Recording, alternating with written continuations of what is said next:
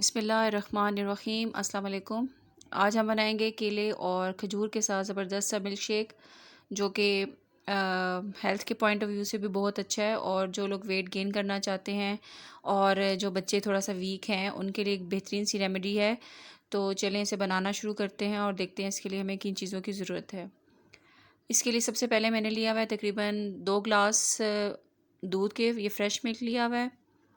5 से 6 अदद केले हैं और तकरीबन 1 टीस्पून मैं इसमें शामिल करूँगी कोको पाउडर, जो कि बाज़ार से इजीली मिल जाता है। इसके साथ ही इसमें जाएगी 8 से 10 अदद खजूरें हैं और इसके बीज मैंने निकाल लिए हैं। और चीनी इसमें जाएगी तकरीबन 2 टेबल स्पून। आप अपनी मर्ज़ी के हिसाब से इसमें शामिल कर सकते हैं।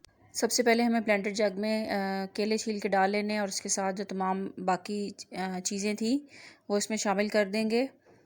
यहाँ पे चीनी आप अपनी मर्ज़ी के हिसाब से इसमें डाल सकते हैं जितनी आपको पसंद है, लेकिन मैं इसमें थोड़ी कम यूज़ करूँगी क्योंकि जो हमारे पास खजूर है वो भी ऑलरेडी मीठी होती है और फ्रूट्स वगैरह में भी कुदरती मीठा शामिल होता है, तो उसके लिहाज से इसमें मीठा थोड़ा कम शामिल करेंगे।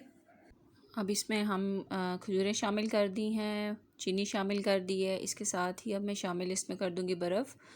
आप जितना ठंडा लेना चाहते हैं, और अगर बर्फ़ नहीं पसंद करते तो आप इसको स्किप भी कर सकते हैं।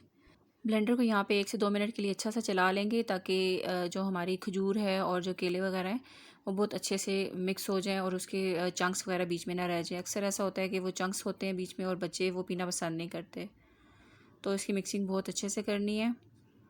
ये तैयार हो चुका है, इसे मैं सर्व करूँगी ग्लास में। और अभी मैंने इसमें कोको पाउडर शामिल नहीं किया हुआ है। कोको पाउडर इसके बाद एक नेक्स्ट क्लास के लिए मैं बनाऊँगी।